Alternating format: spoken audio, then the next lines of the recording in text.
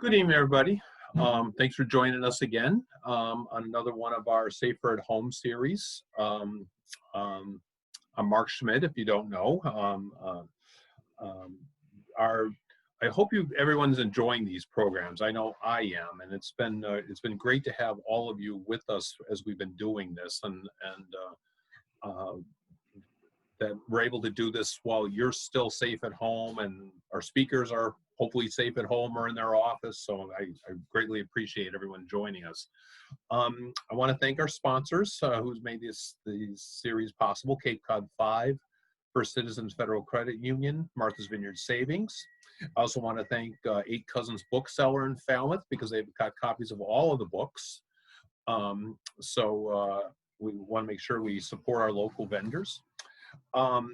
I want to also make sure that you're also going to our website, because you guys know me, I'm adding more talks all the time. So we're gonna be doing these virtual things for a while now. So and I also have to give a special shout out to my research manager, Meg Costello, because it was actually Meg who was the one that brought this book to my attention.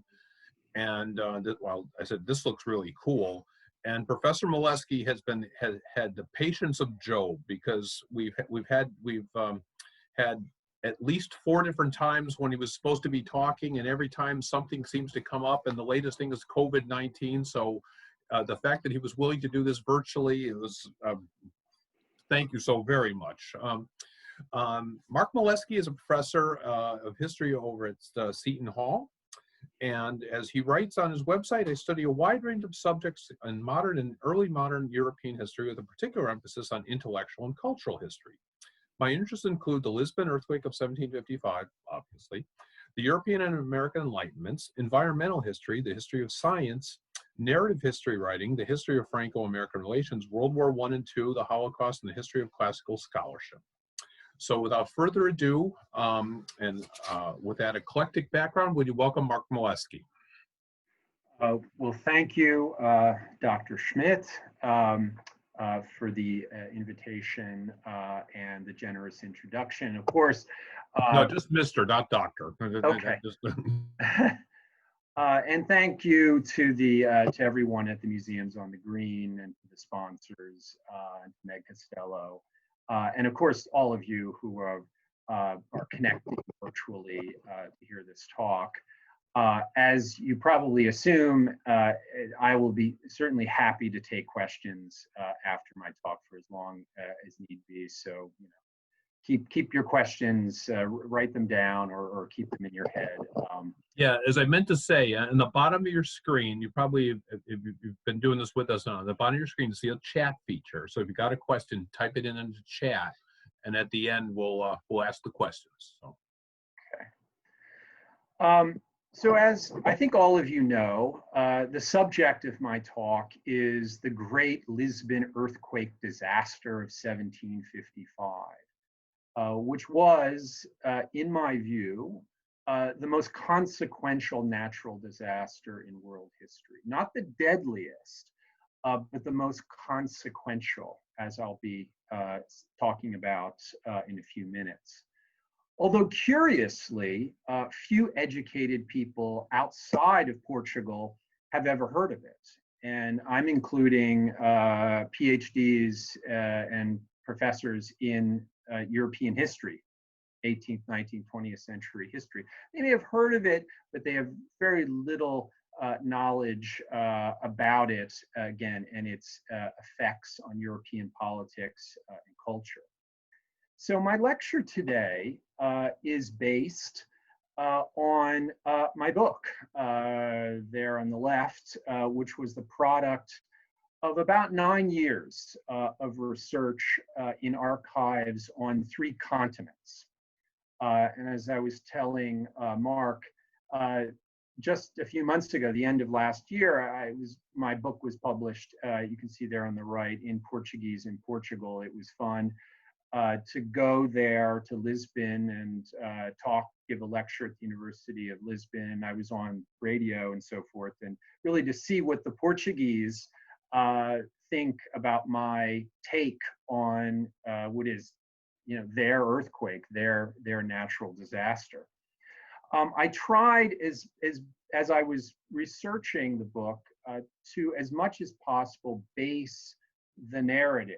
And it is a narrative of not just an earthquake, but a tsunami, and also a firestorm that follows. So there's a kind of a tripartite aspect to this catastrophe. And then, of course, the impact on Portuguese history and European philosophy, history, etc. I tried to base the book as much as possible on what we in this history call primary sources.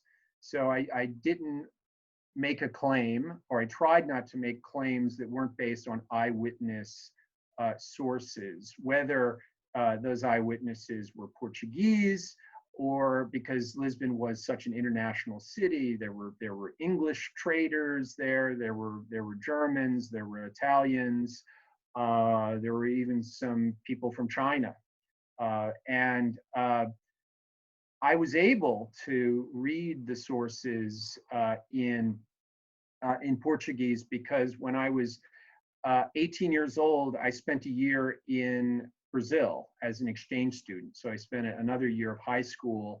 I learned to read the language and speak it, and I return quite frequently to visit my exchange student family. And so when I was studying European history, I was one of the few people who knew Portuguese in addition to French and German, etc.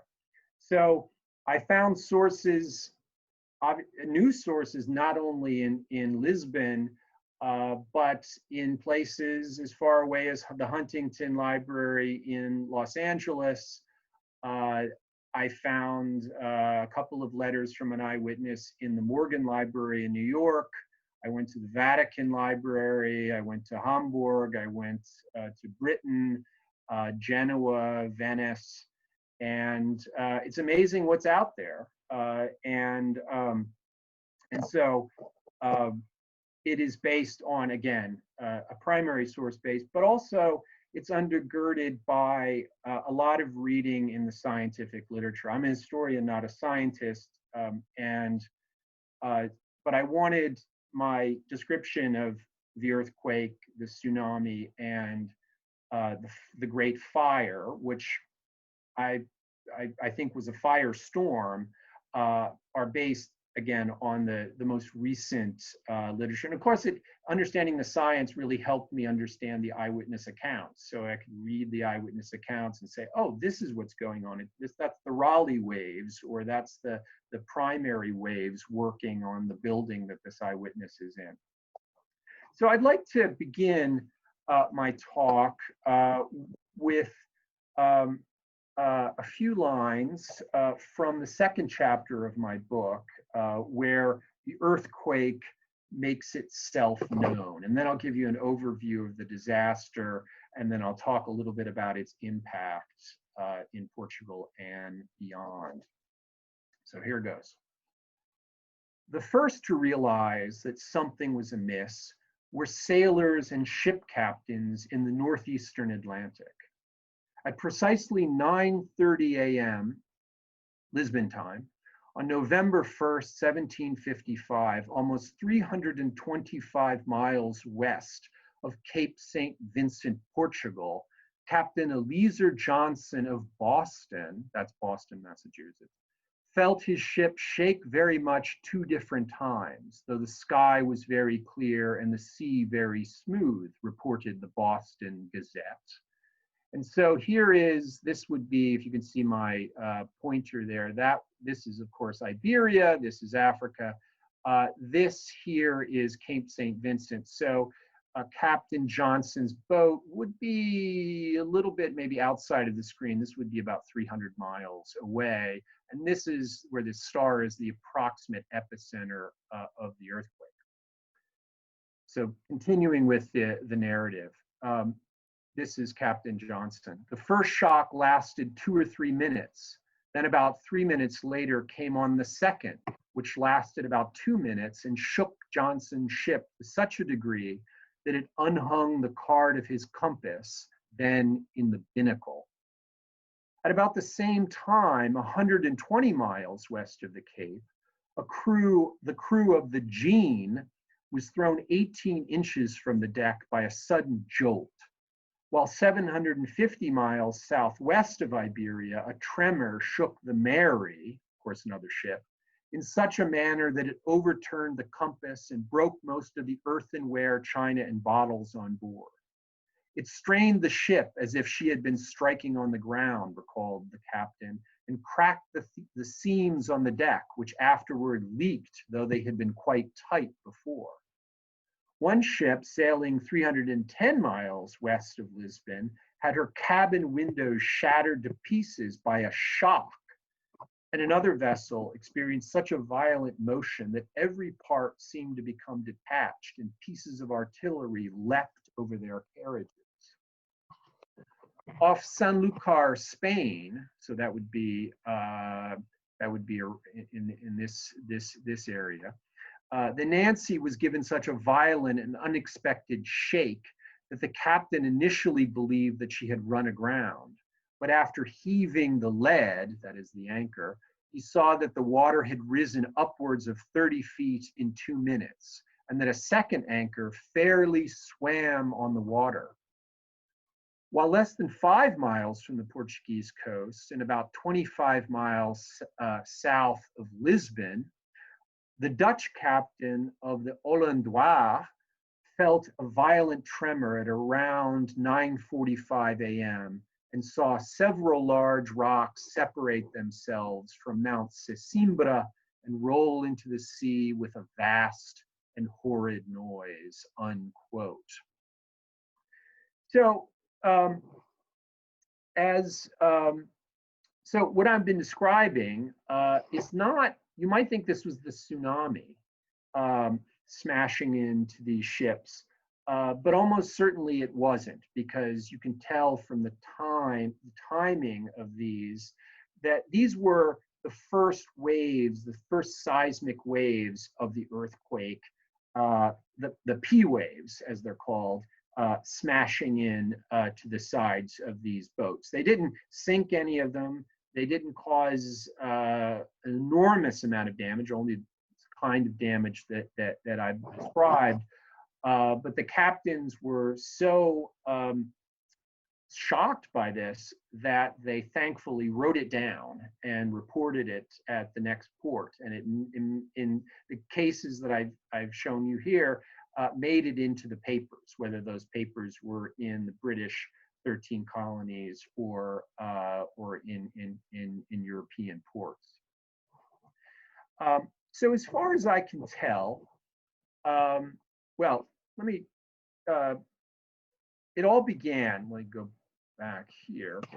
As far as I can tell, it all began at around 9:30 a.m. in the morning, again, Lisbon time, when a long dormant fault line, several hundred miles off the Portuguese coast, suddenly exploded across a 150 to 600 kilometer long gash in the ocean floor.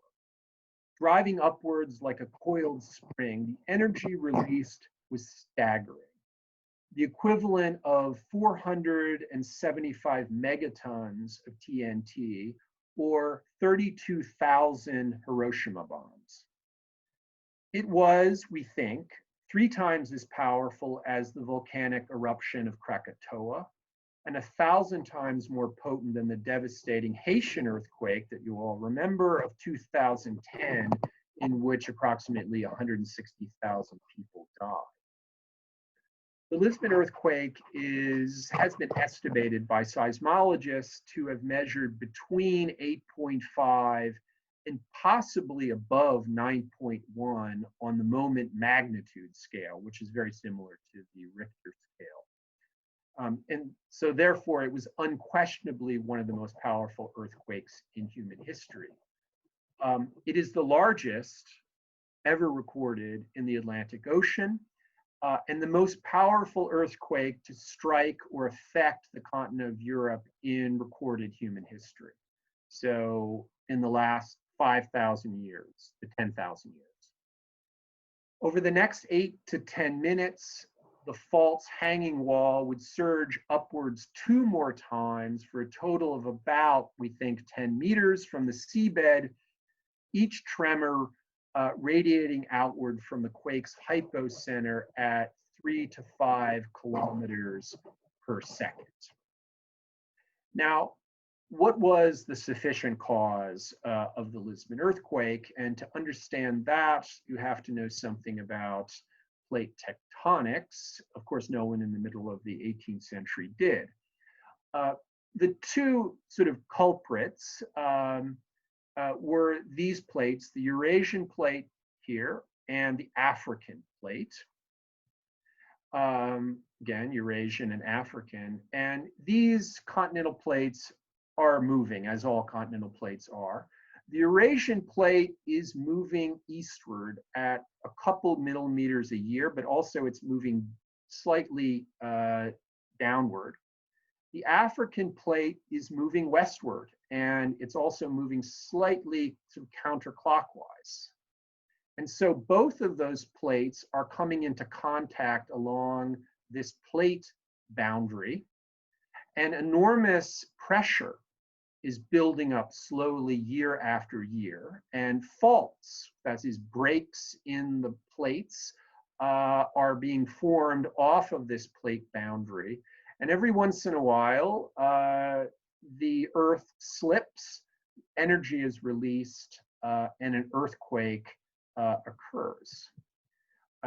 Here is a map, and here you see Iberia, there's Lisbon, here's Africa, the African plate, Eurasian plate, the mid-Atlantic ridge, and here's this plate boundary, and all of these little dots are historical earthquakes.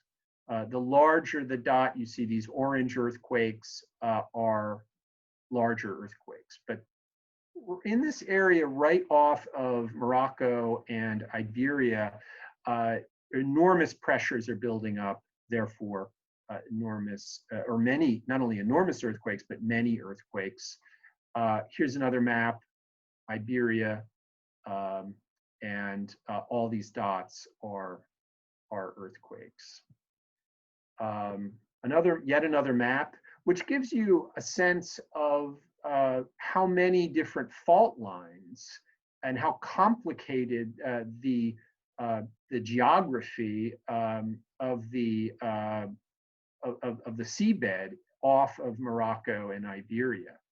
And one of the interesting things about the Lisbon earthquake is seismologists do not agree on which fault caused the Lisbon earthquake. There are a number of different candidates, and they put it, again, approximately here. It might have been the Marquês de Pombal fault. It might have been this horseshoe thrust fault here, or it could have been a fault line that has not been discovered yet. And so this is, you see it in the literature, this is an enormously interesting debate that is sort of raging among geologists and seismologists today about, again, where exactly was the epicenter. And of course, it's very important. It's not just of scholarly interest, because earthquakes do generally repeat. The bigger the earthquake, the longer time it will take for it to repeat. But an earthquake the size of the Lisbon earthquake would do, enormous damage, as you can imagine, especially if there's a tsunami of the size there was in 1755. And the amount of people who in the summer find themselves in these resorts, for example, along the Algarve here in southern Portugal, where in the mid-18th century, these were tiny fishing villages, which were not particularly populated in early November. The fishing season has ended. So there's kind of a rush on to figure out where the earthquake actually began, what its origins were. After the third tremor ended, the tremors went across the European continent. Tremors were reported as far away as Sweden, Norway, Ireland, northern Italy, and going south, the island of Cape Verde and the Azores Islands in the middle of the Atlantic, while across the sort of wide arc of northern and central Europe, strange agitations of the water were observed in ponds, inland lakes, streams, springs, fjords, and canals. And many seismologists have theorized that the Lisbon earthquake began with 3 tremors, but it was almost certainly a multi-fault event. In other words, the earthquake triggered other faults throughout Europe. And if you read the newspapers, as I did in England and in France and Spain, and again across Central Europe, you'll see that it takes about 2 months in many of these areas for the news of the Lisbon earthquake, but they are already reporting the fact that rivers change direction, waters, fish ponds slosh back and forth in strange ways. They didn't know how to interpret it. They didn't know exactly what was going on. But then finally, when the Lisbon earthquake news came, some people put sort of 2 and 2 together. One man who eventually would do this was Casanova, the Casanova. So in Venice, over 1,200 miles from the epicenter, Casanova, who was 29 years old and imprisoned for impiety in the depths of the Doge's palace, in that room there in that photograph, we believe, lost his balance during a tremor and saw the ceiling beam of his jail cell suddenly turn on its axis, though not collapse as he had hoped. When the shaking returned, he would cheer it on with mounting excitement. And this comes from his very famous multi-volume autobiography. Another, great God, but stronger, he cried. Although delighted when many weeks later he realized that he had experienced the shock, as he put it, that had flattened Lisbon, he was at the same time despondent that it had not deposited him, quote, safe, sound, and free on the Piazza di San Marco. It was thus, Casanova wrote, that I began to go mad.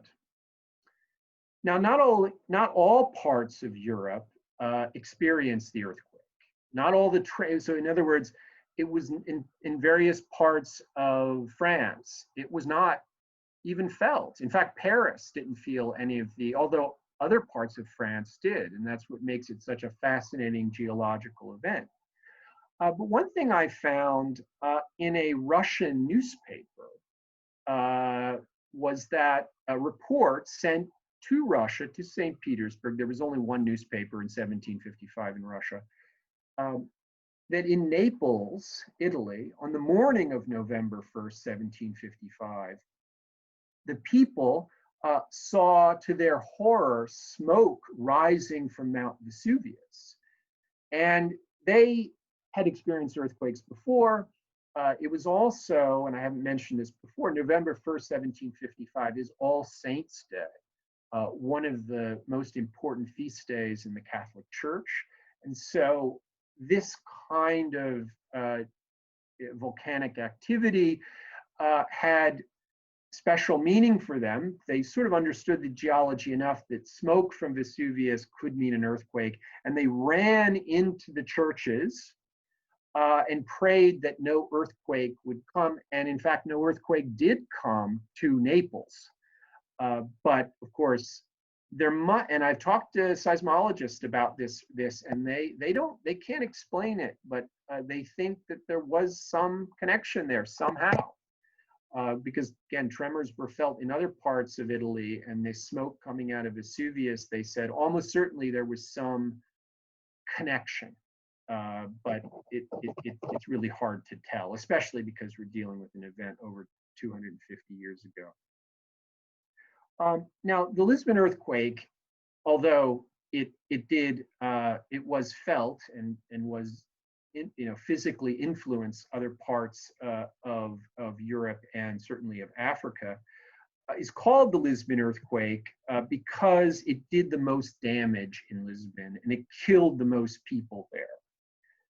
It also did an enormous amount of damage along the Moroccan coast, both the earthquake and the tsunami. But I've looked at the sources there. The sources unfortunately aren't particularly good. They give numbers like 5,000 people died, but they're not exact. And they're written in languages I can read. I cannot read Arabic. Someone needs to go dig into the archives of Morocco and figure out whether there are better sources in Arabic. That's a project for someone else. So we can't say exactly how many died there, but but we do know with some certainty how many people died in Lisbon. Now, Lisbon in 1755 was not the sort of European backwater that it is today. It was, and that's no slight on Lisbon, it's a beautiful city and I love it, but it's not on the front pages like Berlin or London or Paris is, and it hasn't been for quite some time. Portugal was a small country in 1755. It was a fairly poor country, but its capital, Lisbon, was one of the wealthiest cities in the world. And in fact, it was the 5th most populous city in Europe at that time, after London, Paris, Naples, and Amsterdam. And it was the 3rd busiest European port and the principal New World port, in fact, in 1755.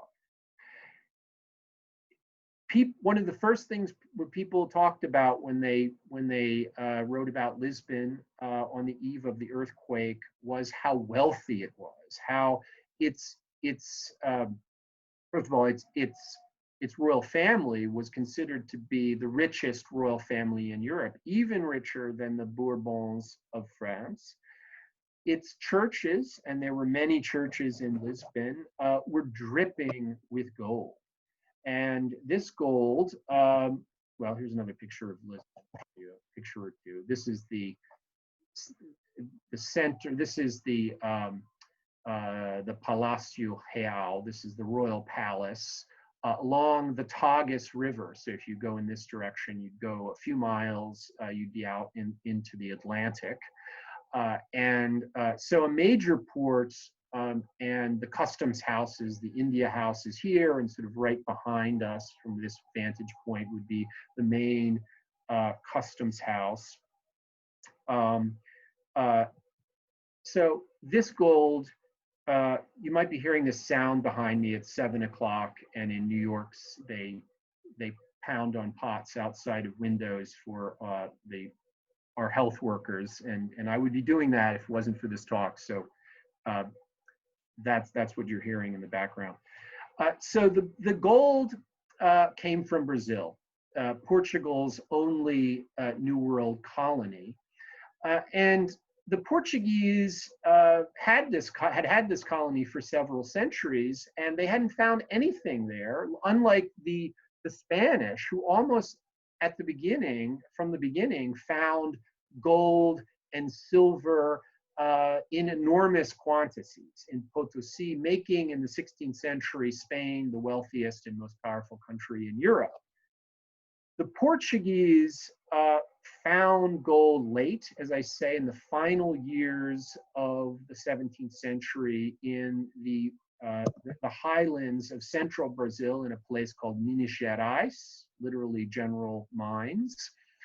You can see here the African slaves panning for gold. Here you see them looking for what the Portuguese found in Brazil in this same area in the 1720s. So 20 years later, they found diamonds and emeralds in enormous quantities. And you can see here again, slaves sometimes indigenous people, but others African slaves. And you can see this sort of overseers there watching over them so that they wouldn't steal, even a carrot. So where did this gold go? Well, some of it stayed in Brazil. This is a beautiful gilded Baroque church from the 17th century. I think it's in Rio de Janeiro. But there are many of them. Much of the gold, however, streamed into Lisbon. A certain percentage of the gold and precious gems went into the pockets of the royal family, the Braganças, and this is the reason, again, that they were considered and were so wealthy. Here is a couple of chapels from the church, the Jesuit church of São Roque in Portugal. São Roque was one of the few churches near the center of Lisbon that actually survived. So to get a sense of the great riches, ecclesiastical riches, you can go to São Roque and see chapel after chapel. The one on the right was the chapel of São João Batista, and it was considered to be the most opulent chapel in the world, or at least in Europe. It was built for the Portuguese king in Italy, and then sent piece by piece to Lisbon. And thankfully, again, it was the facade of that church fell off, but thankfully the roof did not collapse as it did for many of the churches. Here is, if you ever visited Lisbon, this is from the famous Coach Museum. I tell all my friends who go to Lisbon, go to this wonderful museum in which you see, the entire collection, or the majority of the collection of the royal coaches. And this is, of course, from the early 18th century, and you get a sense of the gold and how it was used by, and this coach was owned by this man. João Quinto was his name. João is Portuguese for John, or in Spanish, Juan. John V was, the monarch who essentially enjoyed this great influx of wealth. Said he, my grandfather owed and feared, I neither fear nor owe. Again, because within a generation, the Braganças' economic fortunes changed, and so did the complexion of Lisbon. And again, certainly the interiors of these churches, and then because of this, large numbers of merchants came to Lisbon. Lisbon was, again, one of the centers of world trade, and half of all the merchants in Lisbon would have been British, and the other half from, again, other European countries, Germany and France, and as I say, some from Asia. So Lisbon was known for its riches. It was also known for the fact that the Inquisition, which had disappeared from much of Catholic Europe, or almost all of Catholic Europe, by the middle of the 18th century. Remember, this is the middle of the European Enlightenment, but it still existed. People were still being burnt at the stake. And again, you recognize this play. This is the Terreiro do Paço. That's the royal palace there in the background, and you see all the merchant ships. And heretics, again, were being burnt there, and also in the other central square of Lisbon, the Rocio. It was, it was a rich city, but it also had this dark side, particularly in the minds of the British, who were quite anti-Catholic in this period. Now, the earthquake, as I said, began at 9:30 a.m. It took about 15 minutes for the first tremors to arrive in Lisbon. And what most observers and eyewitnesses say, before the first tremor, they heard a noise, which to many sounded like several coaches going down the cobblestone streets. One coach, some people say multiple coaches, in other words, shaking the homes. Some people said it sounded like a chest being pulled across the deck of a ship. And then the buildings started to sway and started to move in different directions depending on which waves were arriving. And some waves swayed homes back and forth like ships. The Raleigh waves would push the floor upwards. So there were vertical and there were horizontal pressures on homes. And the largest buildings, generally the most vulnerable in an earthquake. And I have this slide of the Carmelite church in Lisbon because it's famously been left as a ruin. And you can see one of the things that occurred was the ceiling or the roof of the main church, and that's what you're seeing here, collapsed on top of parishioners. It was a Saturday, but it was a feast day, and it arrived at about, as I say, 9:45 a.m. So it was just at the end of the 9 o'clock mass, just before the 10 o'clock mass. And so many people who were at the 9 o'clock mass, and the population of Lisbon had swelled because of the feast day. People from villages around Alentejo, etc., came into the city, which I think knocked the death numbers, the casualty numbers up. And so the worst places you could be would be in a large building like a church, or in the streets, where a lot of people were unfortunately walking to the 10 o'clock mass, which was the high mass. And it's the eyewitness accounts are fascinating because they describe as I say, the sounds, the swaying of the buildings. And one eyewitness said that he could hear the stones in the wall of his room going back and forth against the mortar between them. I thought that was a rather odd thing, but in fact, a few years into my research, I was sitting in this very room working on my book, and the floor lamp started to go back and forth, and I thought, very strange. And I could hear what I thought to my left in the corner of my apartment. I live on the 5th floor of a 9-story apartment building, a brick building built in 1925. So I never feel it sway or never, but I could hear the bricks, or what I thought were bricks, shifting back and forth in the wall against the mortar. And I talked to a seismologist, and she said that, almost certainly, yeah, that's what you heard. And only later, it lasted about 10 minutes. This was the earthquake. I don't know if it got up there to New England, but its epicenter, I think, was in Virginia. And it was felt in various places, obviously a little bit in New York City, but my superintendent told me about 20 minutes later, oh, there was an earthquake. And then I put 2 and 2 together. So the earthquake arrives. There are 3 tremors.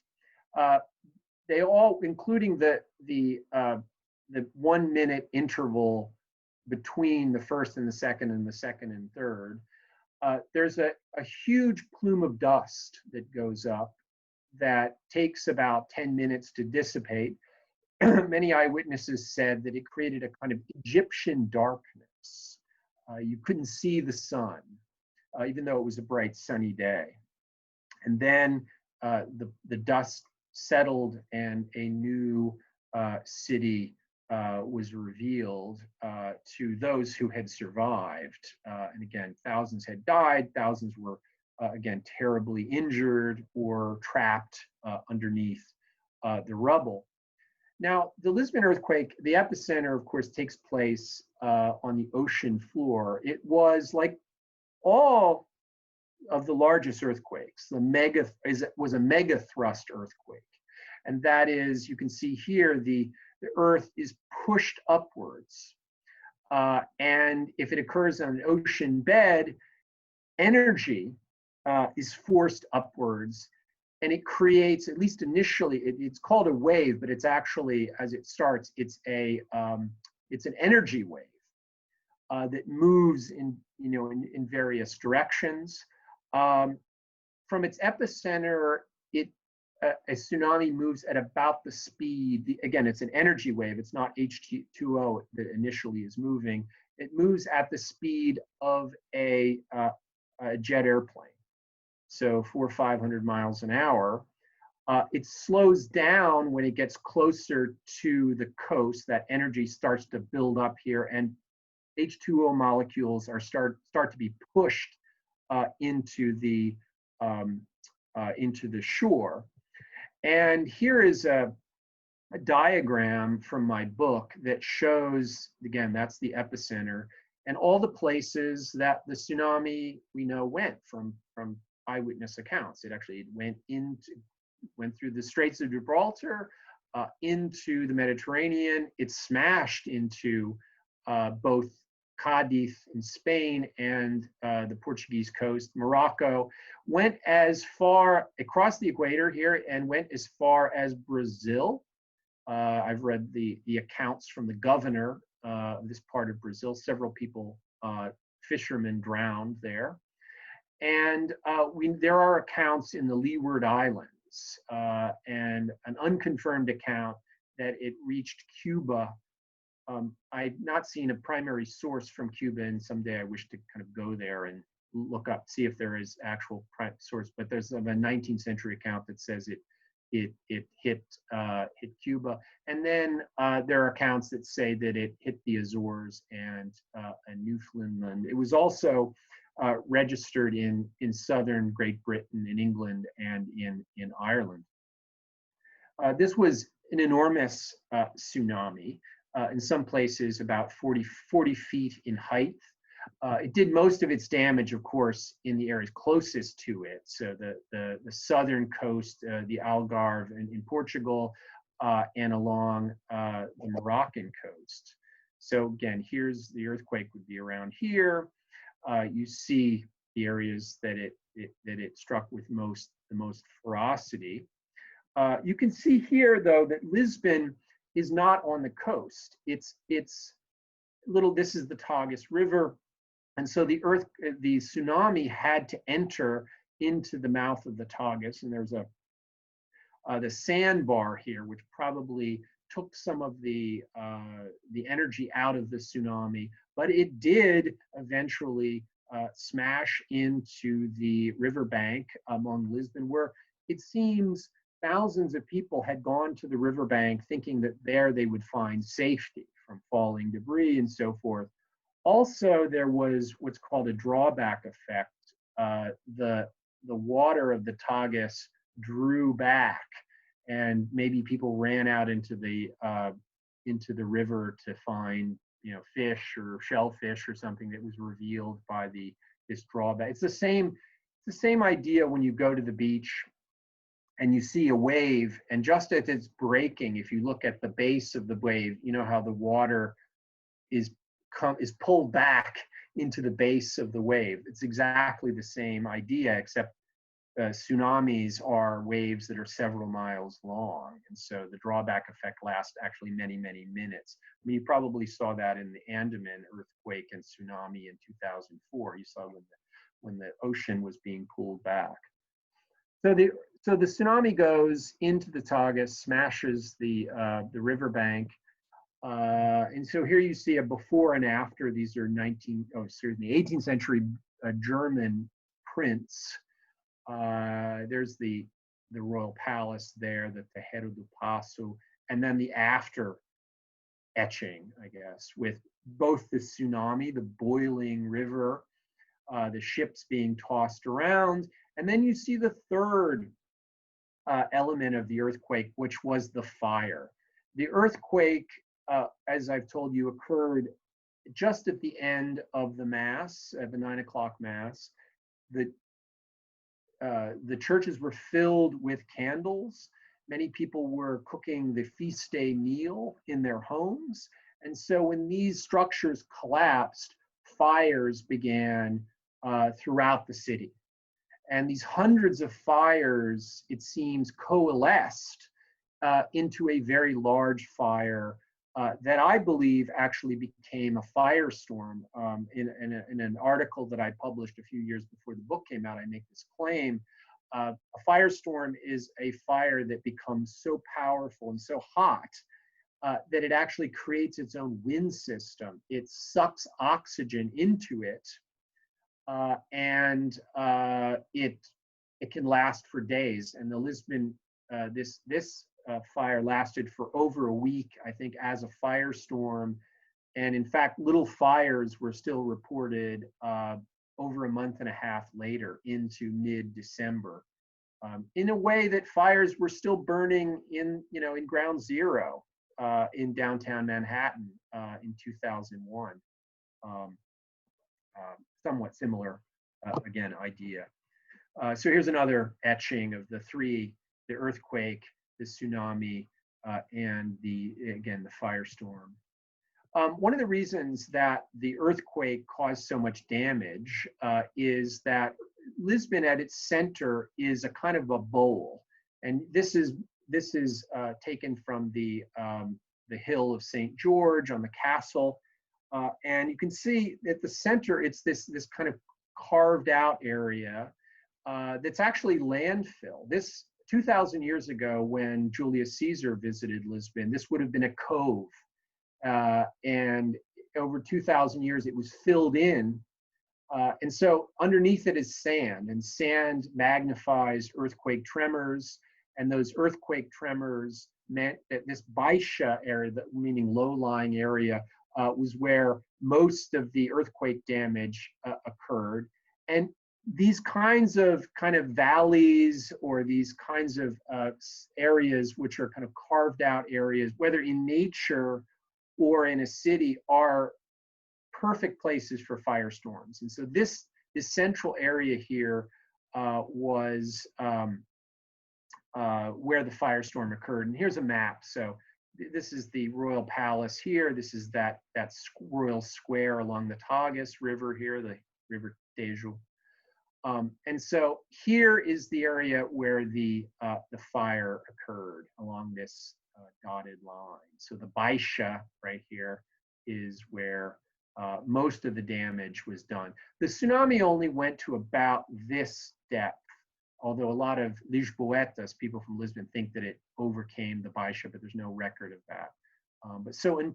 And the one thing about the firestorm, is it did more physical damage than the earthquake itself. Obviously, the earthquake caused it, but if it had not occurred, lots of people would have survived. Lots of material wealth would not have been ultimately destroyed. And so this earthquake was, and this is a painting by an eyewitness, a very famous painting that's in the National Art Museum in Lisbon. It's enormous, beautiful painting that gives you a really kind of a panorama of how Lisboetas felt about the earthquake. So you see a woman here being rescued by a man in the rubble. You see various injured people here in the foreground. You see kind of classical figures in various states of undress. So it occurs in the morning. A lot of people ran outside without their clothes on, or with their night clothes on, and it was viewed as a religious. People thought that this was the end of the world, that this was the apocalypse, and so priests were sort of mobbed. People wanted to touch the hem of their garments because they thought the world was ending. And so all kinds of sermons were given. You can see these people grabbing this cross here on the right. This is the ruins of the church of Santa Catarina. And then you see above the church these angels with swords.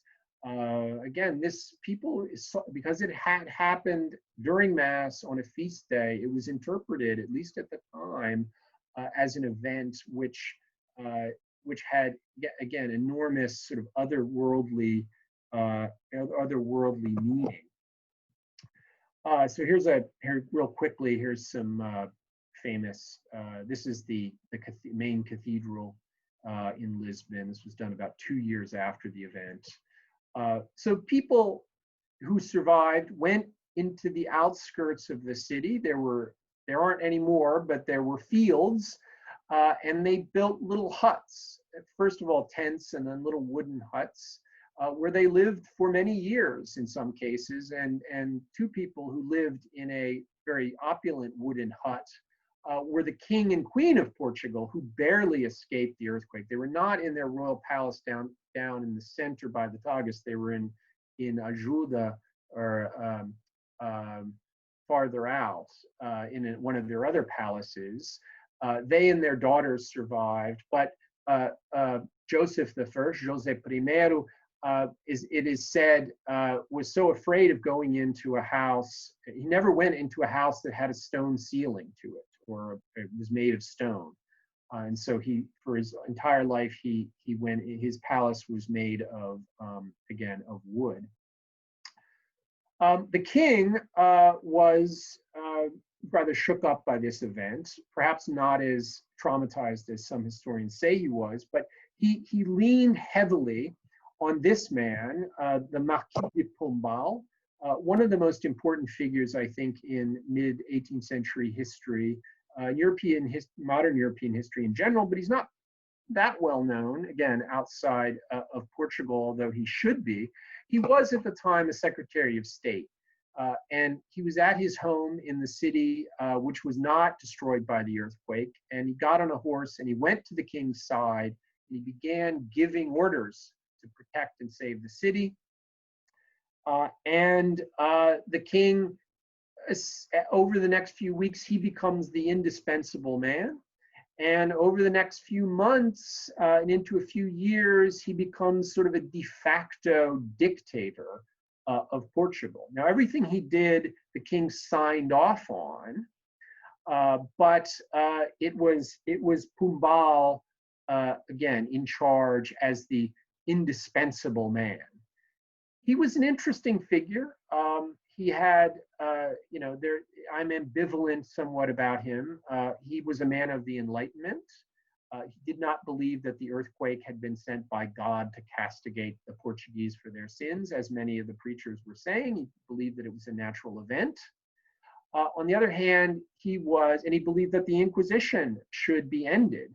On the other hand, he used his powers to go after his enemies, which would be in the church and also among the high aristocracy. And so there were massacres, public massacres that in some ways were even more gruesome than the Inquisition, massacres of the Inquisition, that he ended. So he was the man, he's very well known in Portugal, essentially is the man who rebuilt Lisbon. So here's a map of Lisbon. Here's the Paço da Ribeira, which was the royal palace. There's the Paço do Comércio that we saw along the river, and the kind of medieval warren of streets that were the Baixa. Well, he came up with a plan with various military engineers to redo the city, remake the city, reconstruct the city along, very rational lines. He wanted the city to be a modern merchant center, and it was rebuilt. And if you do visit the Baixa, if you're walking from the Terreiro do Paço, now called the Praça do Comércio, to the Rocio, you can walk in a straight line because of Pombal's efforts.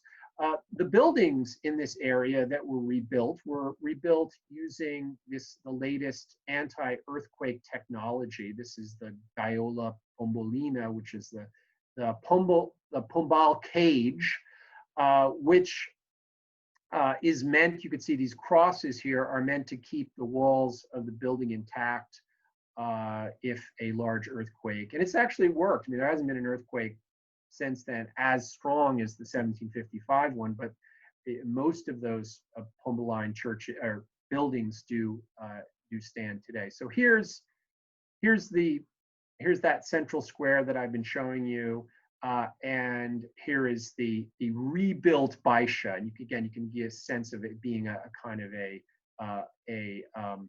valley at the center, at the heart of Lisbon. Now, I guess we're sort of running maybe out of time. Maybe I have a couple more minutes, but I'll take questions as long. I don't want to be too long.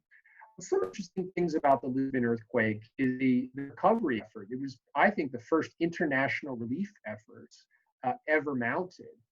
The close ally of Portugal was England, and they sent dozens of ships to Lisbon filled with money and food and shoes and tools and wood. And we actually have the records of the prime minister meeting with various worthies in Newcastle House in Lisbon. And it was by order of the king, George II, to do this. And these ships did arrive and did provide aid for survivors, both British survivors and the Portuguese. The Hamburg merchants, well, by the way, the Hamburg merchants were sent 4 ships. And I went to Hamburg to see the ship manifests. They sent wood, they sent tools, they sent barrels of nails, and even some Rhine wine and honey for the king. I just jumped over this. This was the public execution of the Távoras. We talked about Pombal going after his enemies in the aristocracy. The Távoras, after the Braganças, were the most powerful Portuguese family. And here you see, these are the creme de la creme of the nobility in Portugal. And one of them was the Duke of Aveiro. And men and women broken on the rack, sliced up, and in public, a horrendous thing that actually shocked Europeans almost more than the Inquisition. And so my last thing that I want to talk about is, very quickly, is this intellectual debate that the Lisbon earthquake started. And for most people who know anything about the Lisbon earthquake, they know that it makes a cameo appearance in Voltaire's Candide. And one of the things that in this debate was arguably the most significant of the entire European Enlightenment.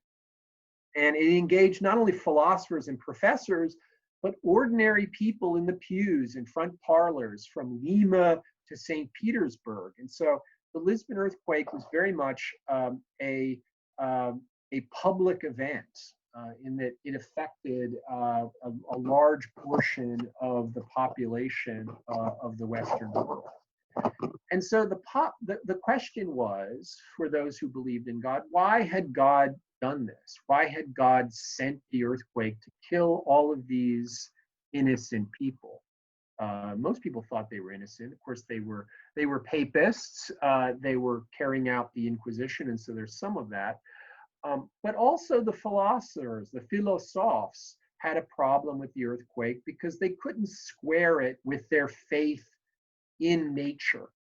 Remember, by the end, our founding fathers were concerned with natural rights and natural laws. The idea was, in making laws, you were trying to become, or even doing something, you were trying to get closer to nature. Nature was good. Artificiality was out. And so here you have a natural event causing great damage. There's nothing good that will come out of it, or at least some people argued. And so this debate engaged, you could argue, the 3 greatest philosophers of the 18th century.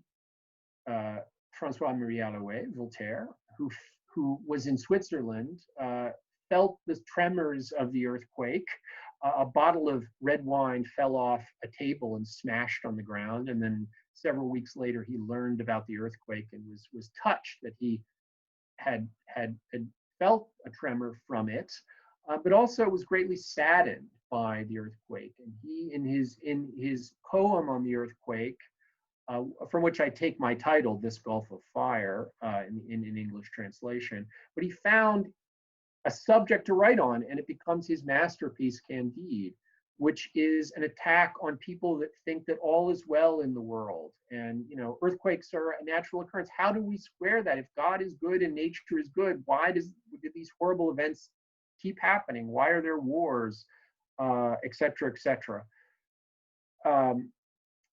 Jean-Jacques Rousseau, maybe the greatest best-selling author of the 18th century, from Geneva, Switzerland, wrote a counter letter to Voltaire's poem, and it's believed by him that Candide was a response to that letter, thought that Voltaire had gone too far in claiming that the earthquake was a terrible thing sent by God, and that therefore was a kind of a black mark on God's reputation.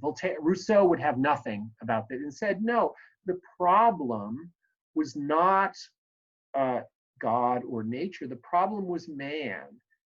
People built cities with buildings that were over 5 stories. If they had lived in little huts scattered across the Iberian Peninsula or along along the Portuguese coast, they would not have died. And so again, it was a classic Rousseau coming to the defense of God and nature, and saying, actually, what you're seeing here is the corrupting influence of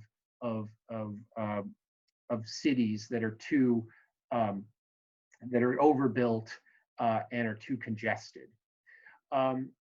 Perhaps the greatest philosopher, again, arguably since Aristotle, Immanuel Kant, living in Königsberg in Prussia, was kind of on Rousseau's side. He was influenced by Rousseau. He argued, well, lots of people died and that's terrible, but earthquakes are generally good things. They warm up the earth and help vegetation to grow. They create metal ores, which, by the way, are nonsense. He didn't know that. He's not a nonsensical philosopher. He's one of the great philosophers. I don't mean to say it, but this is early Kant. And he also said that if the earthquake in Lisbon didn't happen, a larger, more catastrophic earthquake would have occurred. And he actually used the word Holocausten to describe these larger events. And so there was also a rollicking debate about the physical causes of earthquakes and tsunamis. No one knew what caused them. It was one of the last large physical phenomenon that had not been, after the scientific revolution of the 17th century, had not been determined. And in fact, it wasn't, and this was sort of shocking when I first learned it, again, I'm not a scientist, that it wasn't until the 1950s and 1960s that the true causes of earthquakes were discovered, and that's the plate tectonics that I talked about. They didn't have plate tectonics at this point, and so there were all kinds of theories out there. Many of them didn't go very much farther than Aristotle, who believed that winds moving through caverns under the ground caused earthquakes. So most of the theories, cutting-edge theories in 1756, were exploding gases, exploding fires shook the earth. And so, again, my final slide. So this gave an opening. Again, in the middle of the 18th century, this modern century, so-called, to religious figures like John Wesley here, the Anglican minister who founded Methodism. And he argued in sermons that are now published, but he and others said essentially the same thing. No one in the scientific community, no philosopher has figured out what caused the Lisbon earthquake, or indeed any earthquake. But we know, those of us, those believers know what causes earthquakes because we have read the Bible. God causes earthquakes, and God is sending signals to us through earthquakes. And so we in England should not feel smug in the fact that we have not been, that London has not been destroyed. If we keep up our sinful ways, it almost certainly will and be destroyed. And so in some ways, this earthquake, there was this debate, but in some ways it gave the religious elements in Europe, the churches of Europe, a way to counterattack against the secular and scientific forces. Now, most preachers and priests at the time did believe in science, but for many of these religious individuals, earthquakes had a special place.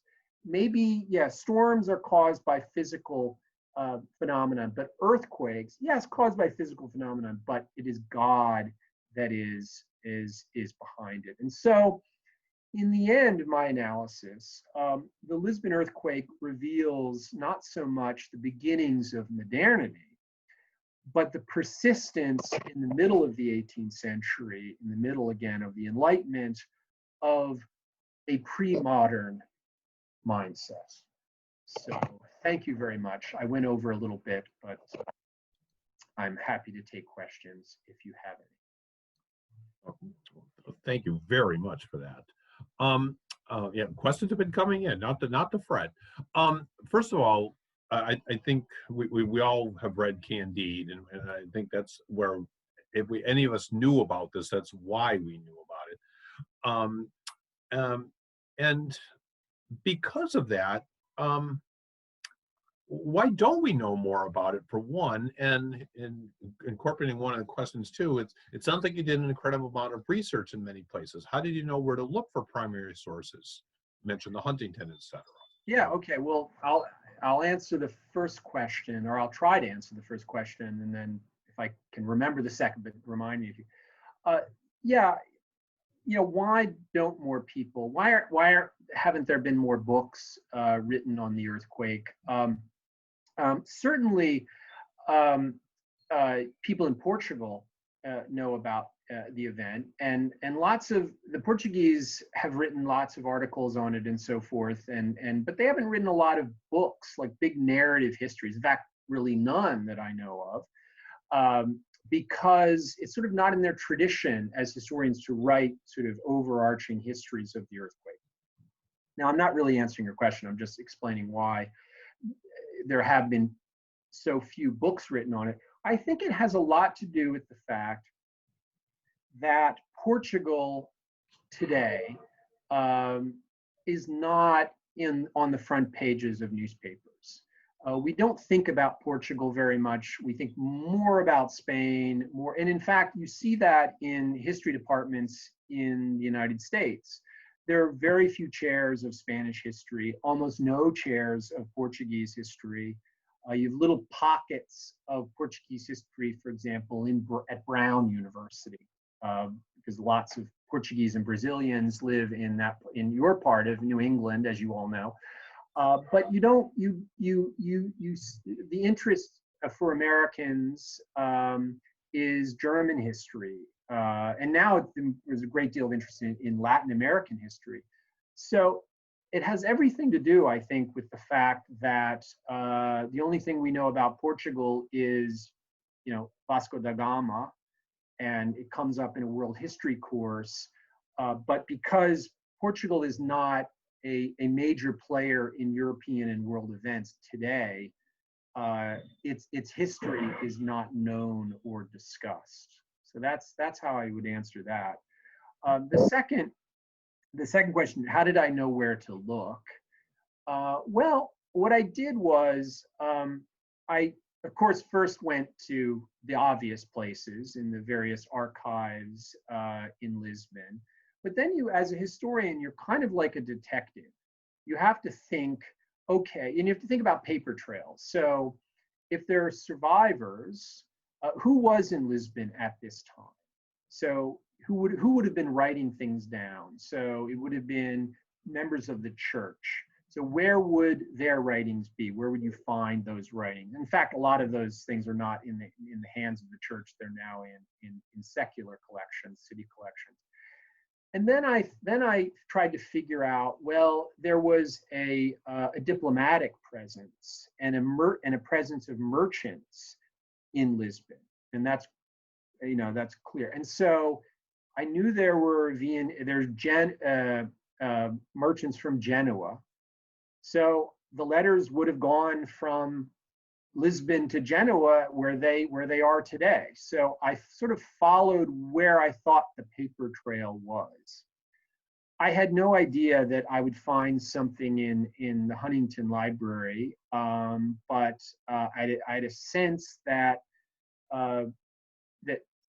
something would be there. The Morgan Library is only a couple of subway stops away from where I am. And so I thought I'd give it a shot. And I found actually 3 letters from a young man from Switzerland who was staying with the Dutch ambassador. And so it adds a couple of lines to my large book, but it was in some ways, it was well worth it. We know that there was there were these, for example, there's a British ambassador in Lisbon, and so therefore there is going to be a back and forth between Portugal and Whitehall. And so what I did is I went to the National Archives. I looked at the diplomatic book on Portugal. It's a leather-bound book. It says Portugal on it. And you just open it up, and it's all the letters that were written. So they made copies of letters that went to Portugal and letters that came back from the ambassador and the consul. So there were 2. There was an ambassador and then his underling. So it's you sort of have to know what kind. And then I have a chapter where in some ways it's my favorite chapter. I spent way too much time on it, but about how the news of the Lisbon earthquake came from Lisbon and went across not only the Atlantic, but of course across the European continent. So I said, well, it's probably in the newspapers, but which countries had newspapers? As I said, Russia only had 1 newspaper. And I'd never seen anyone talk about the Russian response to the earthquake. And so I found, I think it was, well, the dean of my library at Seton Hall found the St. Petersburg Vedomosti, in a copy of it on microfilm at Stanford.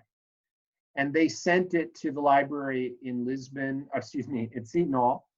I do not read Russian, but I taught myself to identify Lisbon, Portugal, and I looked to where I thought in the dates where I think there would be an article on the earthquake, and I made copies of what I thought, and then I took it to my colleague who was born in St. Petersburg, whose office is right next door to mine, and I handed it to him and said, can you read this? Is this about the earthquake? And he said, yes. And so he translated that for me. And I also got some letters in Russian I'm rambling here, but for example, I was in Berlin and I thought, well, Frederick the Great was alive at this time. He was certainly interested in what would happen in Lisbon. And sure enough, there were letters from Frederick the Great to his various ambassadors asking them, tell me what's going on in Lisbon. Tell me what the economic impact is going to be. Tell me if this is going to mean the collapse of banks in London. And so I found a lot of things. And if my publisher would have let me go on, the book would never have been published, but I probably would have found a few other interesting things. So that's my long answer to that very interesting question. Hopefully that suffices.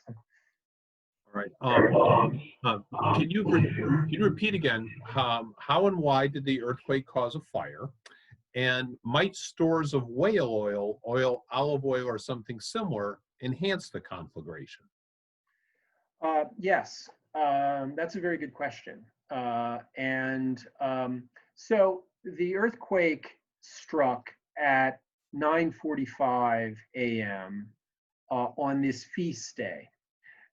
So people were either in church or going to church or perhaps if they had a maid, cooking the feast day meal that would be eaten in the afternoon. So all of the churches were filled with candles. Most of the homes, the ovens were going full blast. And because many of these churches and structures collapsed, fires began. There are in the eyewitness accounts, people talk about, I haven't heard whale oil. That's whether there was whale oil, there probably was. But they do mention oils being caught on fire, tapestries were caught on fire. And then the fire, of course, because it eventually became firestorm, there was all kinds of ash in the air, and that ash, I mean, you've seen in California how some of them are set by people, but you can see how those fires, how quickly they move, and then how ash can fall on a roof of a building and a fire can start very, very quickly. So apparently, it was the collapsing of the buildings. We know several churches specifically where the fire started, but lots of all the other smaller palaces and homes fired. And then many of these fires coalesced. We learned from the eyewitness accounts into a large conflagration. So I almost certainly about the whale oil, but certainly oils that you would find in churches and so forth added to the combustibility of this firestorm. So thank you for that. One more question. You had said at the top of your talk that experts weren't quite sure which tectonic plate caused this, but is there any concern that particular plate that caused the earthquake, is it still active or has it been active? In other words, when's the next one coming? Right. No, very good question. I didn't really make that clear. The answer is yes. That they don't know, again, which fault it is. I mean, there's some prime contenders, and in fact, I've seen a simulation. They can do simulations of faults where, and if it's on the ocean bed, that where a tsunami, what direction the tsunami would go. And there's one fault that they did a simulation, and the direction of the tsunami waves was very close to what the Lisbon earthquake produced. So maybe that is maybe at the top of the list of the potential faults. So to answer the question, seismologists are very concerned that a fault that produced such a large earthquake is still potentially active. From what I've read in the literature, larger earthquakes occur much less frequently, thank God, than I think I read somewhere that there's about 1 million earthquakes on Earth every year, and only about half of those are potentially felt by human beings. So most earthquakes are very, very tiny, and then as they get more and more powerful, they get rarer and rarer.